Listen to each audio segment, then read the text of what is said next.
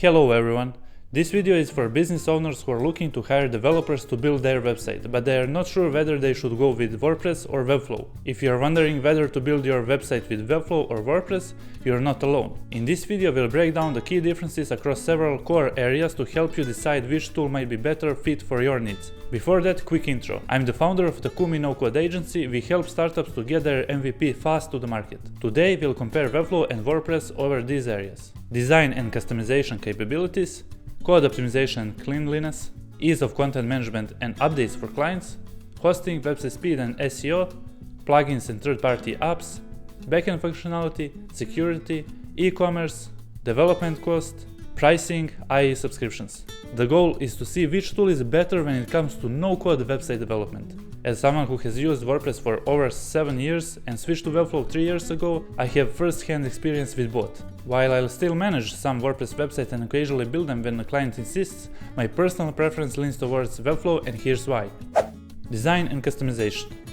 Both Webflow and WordPress are tools for website development. The main difference is their native support for no-code development. Webflow supports it natively while WordPress doesn't. In order to create a fully custom designed website in WordPress, you either need to write code or install a page builder, which is not the case with Webflow, because Webflow is the page builder itself, but a different one. That's not the only issue.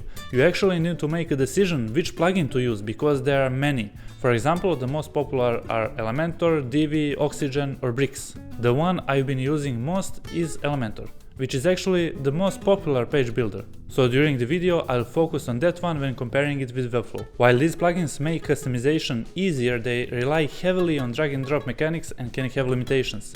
On the other hand, we have Webflow, which is not a typical drag and drop tool. It's actually a visual interface for coding. It mimics HTML, CSS and JavaScript, allowing you to create fully custom designs without writing code. You can achieve the same level of design flexibility as traditional coding, but without needing to write a single line of code. This gives it a clear advantage over WordPress in terms of design capabilities. Unlike WordPress page builders, Webflow doesn't add unnecessary layers of abstraction, giving you cleaner and more efficient code. The phrase layers of abstraction might not mean much to you, but we'll explain it in the next topic. Code cleanliness. One major difference lies in how each platform handles code under the hood. Let's compare WordPress Elementor and Webflow. Elementor, while user-friendly, tends to generate bloated code. Adding an image, for instance, might result in additional HTML tags and CSS classes you didn't ask for. This excess code can slow down your website and complicate future updates. In order to make Elementor easy to use for non-technical people, many compromises had to be made. They try to handle a lot of things in the background in advance before you even need it. That's why it generates a lot of unnecessary code. On the other side, the code generated by Webflow is clean and minimal, closely resembling what a developer would write manually. For example, if you add an image in Webflow, the HTML output will be straightforward with no unnecessary tags or classes. And here is how the HTML code for an image looks if you actually write it. You can clearly see that Webflow code is much more similar to the native code. And this is just an image. Elementor does this for all elements which they have at their disposal. Imagine building a website with multiple long pages. It would have a lot of code that you didn't want. And let's not even talk about all JavaScript add-ons and all the backend logic they run to make everything work.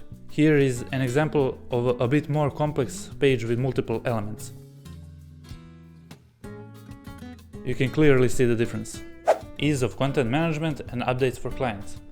WordPress is built with CMS features in mind. It's actually initially built for blogs, so we need to be fair and give it a slim win here. Why slim, you might ask? Let's say you have a website with a blog, portfolio and team members page. Each of these content types in WordPress are called post types. In Webflow we call them collections. WordPress comes with default input fields for blog post type, like the title field and the content or body field. That setup works great for blog because you usually just need the title and some text. But what if you want a team or portfolio post type? In that case you'll need to install a plugin in order to create new post types and add custom fields like first name, last name, position title or member seniority. In Webflow you don't need any plugins to create a new post type or add custom fields. And last point would be how easy it is to edit content on the website for non-technical users. In Webflow you can add an editor role to someone who is going to edit website content, and they will get a very easy to use interface where they can change text and other assets directly on the pages of the website or inside the CMS. In WordPress you can do similar things. I would say that's easy to manage content on both platforms. Hosting, website speed and SEO. These three things go together because if you have a good hosting, your website will be fast, and if your website is fast, your SEO will be better. Not that this one is the only factor for SEO, but it's really important one. So let's talk about hosting first. I like to compare WordPress to Android and Webflow to iOS. Android works on all kinds of devices like Samsung, Xiaomi, Vivo and Motorola.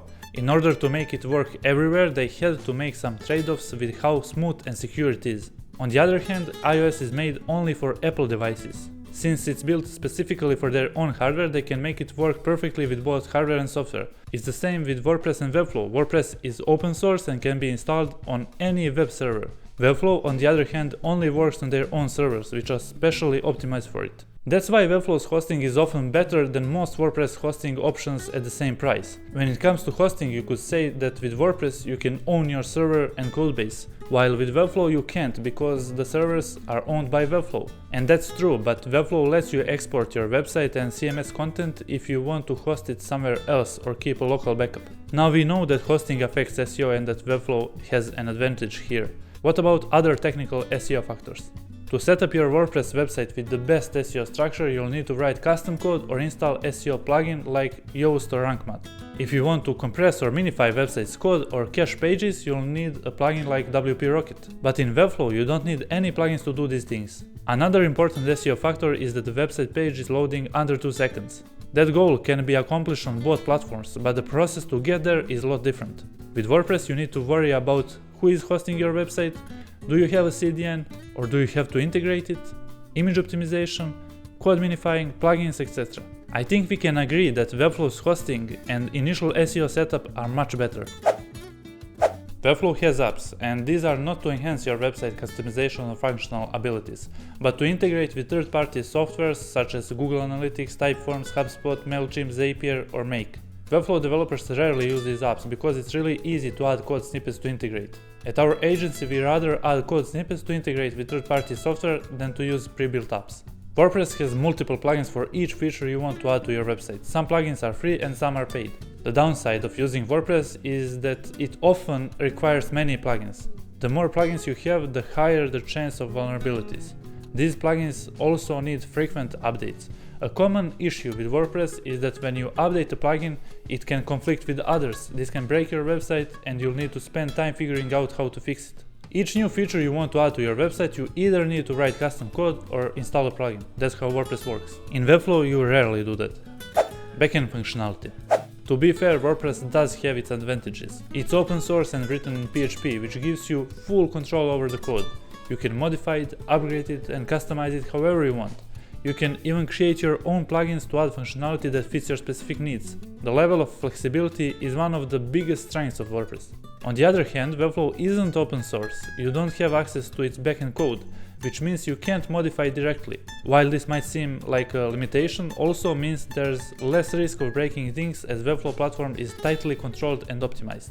For more advanced features, WordPress allows you to use PHP to extend functionality in almost any way you can imagine. This makes WordPress a great choice if you need custom solutions that rely on complex backend code or unique integrations.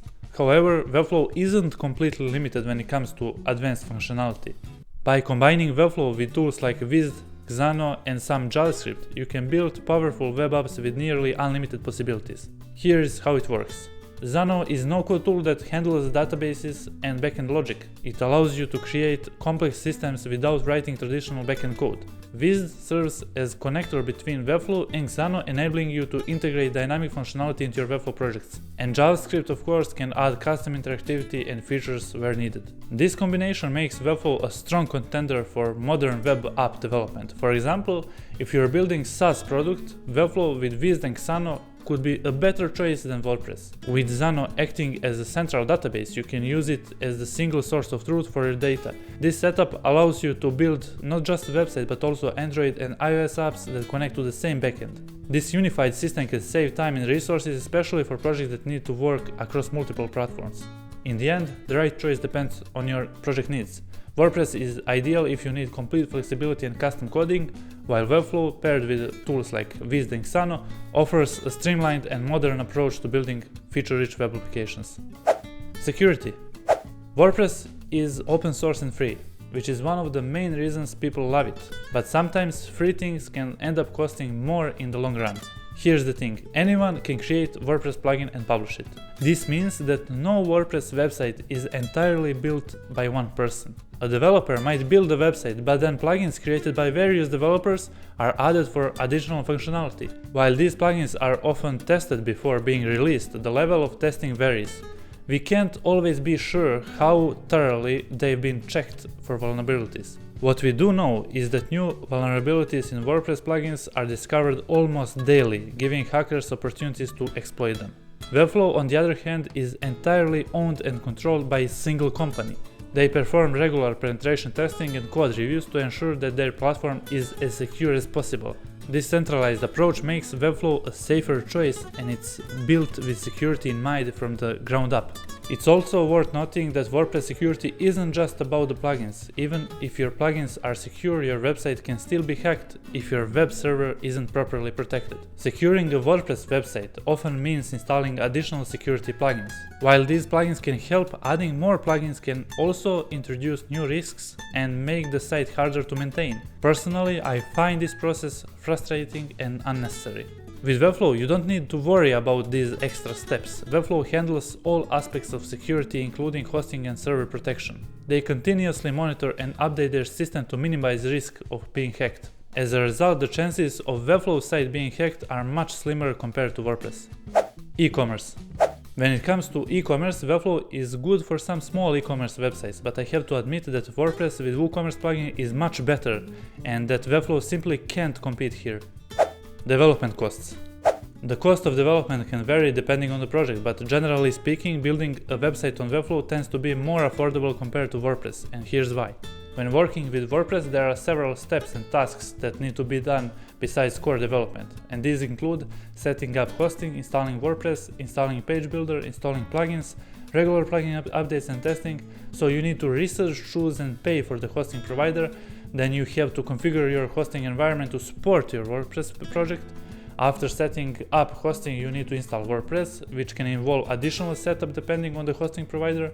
WordPress doesn't include built-in drag and drop page builder. You'll need often to install a third-party plugin like Elementor, which can add extra costs and complexity. For additional features like contact forms, SEO tools or image optimization, you'll need to find and install plugins, which adds to your workload. Plugins need to be updated frequently, and every update risks causing compatibility issues, so testing after updates is essential to avoid breaking your website. All of these steps take time and resources, increasing the overall cost of developing a WordPress website. With Webflow, these extra steps simply doesn't exist. There is no need to set up hosting. Webflow provides built-in hosting that's ready to go. You don't have to install Webflow itself or any page builders because the platform is fully functional as soon as you sign up. Features like SEO settings, form builders and CMS functionality are already built into the platform, so you won't spend time installing and managing plugins. In short, Webflow streamlines the development process by removing unnecessary tasks, which can make it more affordable and efficient option, especially for smaller projects or teams. However, the best choice still depends on the specific needs and goals of your project. Pricing. To create a website without coding, you'll need the WordPress Elementor plugin, but Elementor isn't free. While there is a free version, it's so limited that it's not an option at all. Even the cheapest paid plan has restrictions, making it hard to build and complete the website with it. The Elementor plan that would fulfill our needs costs around $80 per year. And that's just Elementor. You need hosting also, and a decent one is $80 to $120 per year. Keep in mind that we are not going to calculate the cost of some other plugins that you might need, as we don't know how demanding your website will be, but I can assure you that you will need more paid plugins. Total price for WordPress setup would be probably more than $200 per year. On the other hand, we have several options for Webflow. If you don't need the CMS and your website is just few pages, you'll pay $168 per year. If you need CMS, you'll pay $276 a year. This seems a lot for the hosting, but keep in mind that this is extremely fast and optimized hosting, and also you're paying for the Webflow tool itself. Thank you for watching. I hope this video helps. If you have any questions, feel free to reach out. See you in the next.